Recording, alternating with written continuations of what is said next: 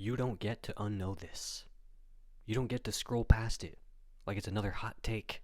You don't get to pretend like you didn't feel your stomach churn when you sat back in that chair after reading page 1, because now your body knows, and your body doesn't lie.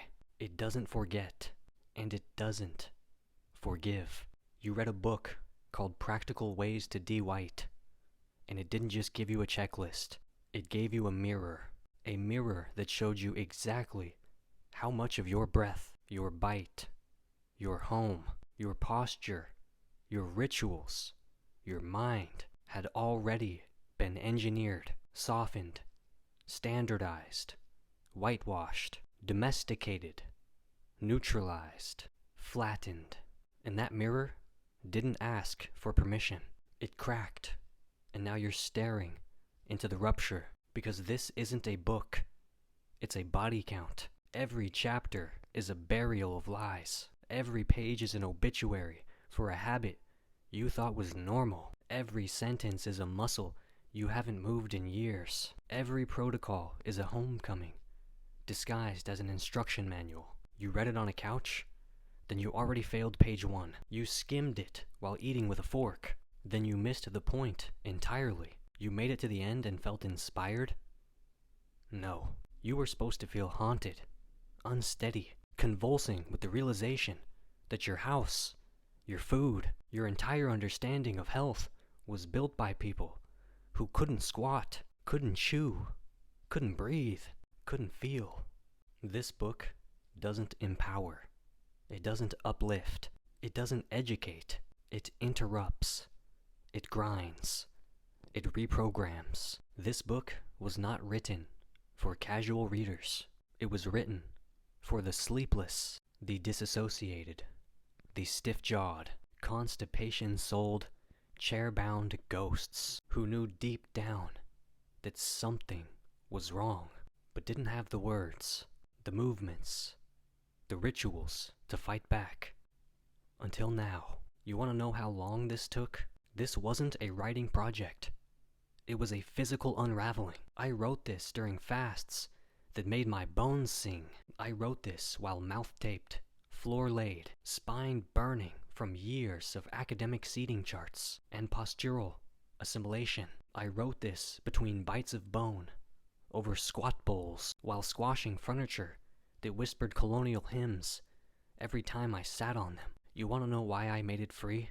Because decolonization should never be pay-per-view. Because healing doesn't need packaging. Because ritual doesn't belong behind passwords. Because the people who need this the most are the ones holding their breath in minimum wage nightmares, swallowing pain with sterilized meals, scrolling through collapse with white walls, whispering that silence is safety. But don't get it twisted.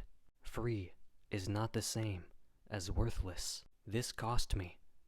And if it moves you, if it stirs something in your gut, in your knees, in your furniture-ruined spine, if it ruins the way you eat, sleep, walk, think, sit, chew, love, breathe, then you owe. You owe because this book is not mine. It's yours. It's ours. It's a gift I had to birth through suffering, because whiteness had already stolen the midwives. So let me be clear.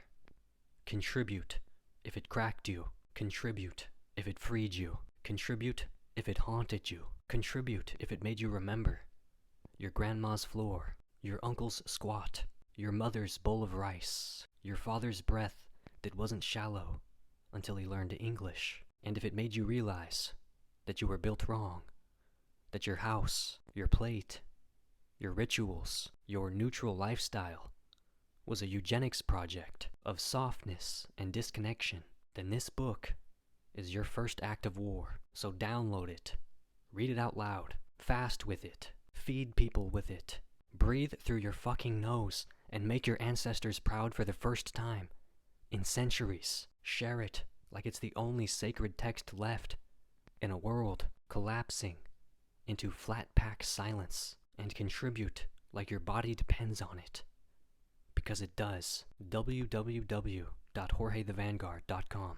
And if you're still sitting, still chewing air, still sleeping like a corpse in a memory foam coffin, still calling your life normal, while your joints scream with every step, then this book was not for you.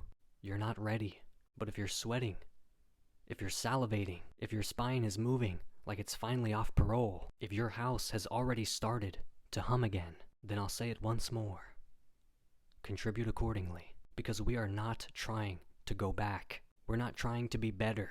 We are trying to live like empire already failed and memory already won. This is the rupture, and you are inside of it now. Don't sit still. Don't go quiet. Don't wait for permission. Move, chew, build, burn, repeat. Cope.